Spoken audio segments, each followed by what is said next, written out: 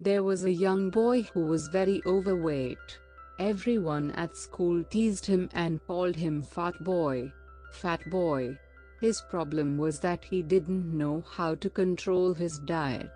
Nobody had ever told him which foods were healthy to eat and which foods were fattening. He had the misfortune of having a very strict father. As soon as he got home from school, his dad would start calling him names and telling him he was lazy and weak-willed. He forced the boy to do exercises in the morning, fed him diet pills and made him take cold showers. However, none of this was very helpful.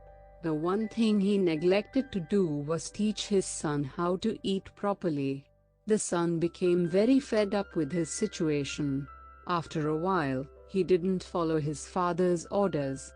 He always tried to get out of doing exercise. He spat out his diet pills and he took warm showers every day. In addition, he ate big bags of candy, potato chips and fast food. The father had to go to work, so he couldn't watch his son every minute of the day, and his mother often took pity on the boy and baked him cakes to eat. One day, the father got extremely angry at his son's lack of effort. He promised that he was going to make him thin or die trying.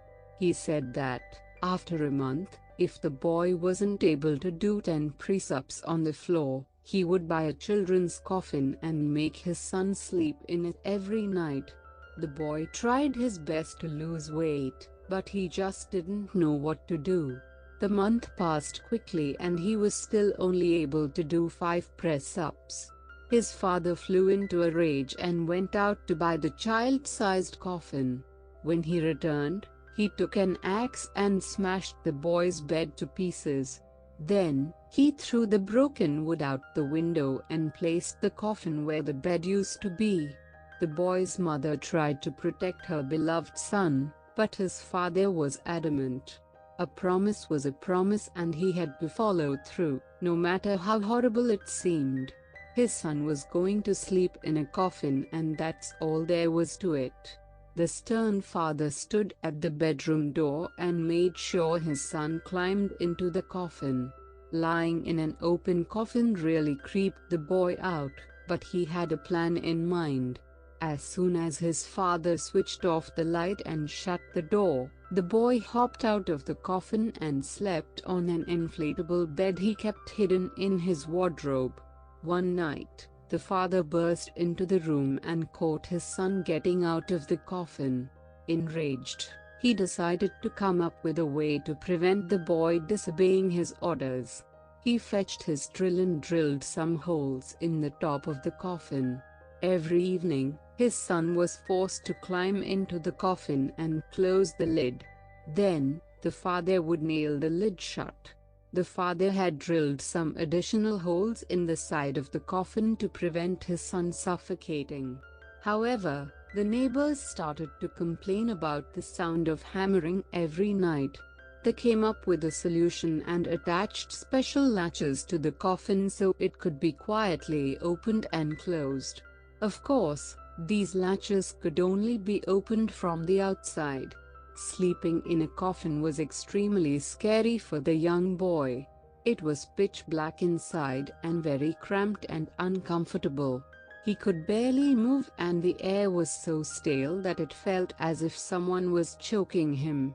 Sometimes, the poor boy couldn't stand it anymore and began crying and calling for his parents. He even started banging his head against the lid, begging to be let out, but to no avail. His father knocked on the coffin lid and told him that he would only be let out when he was able to do 10 push-ups. Every morning, when his father opened the coffin and let him out, the boy would try to do push-ups on the floor. He tried his best, but he was so weak from lack of food and lack of sleep that he could never do more than 2 or 3 before collapsing on the carpet in exhaustion. One night, the boy's parents went out to visit their friends, leaving their son home alone. Before they departed, the father locked the boy inside the coffin and made sure he couldn't get out. However, as they drove down the road, the father and mother were distracted and the car swerved into the oncoming lane. A truck smashed into them and both of them were killed on impact. Meanwhile, the boy was lying in the coffin, unaware of what had happened. The next morning, when he woke up, he waited for his father to come and let him out, but the father never appeared. The boy lay there for weeks. He was dying of hunger and thirst. Just when he was about to give up hope, he heard voices in his bedroom. The coffin lid was unlocked and opened. He looked up and saw his grandparents standing there. They helped the boy out of the coffin and gave him some food and water.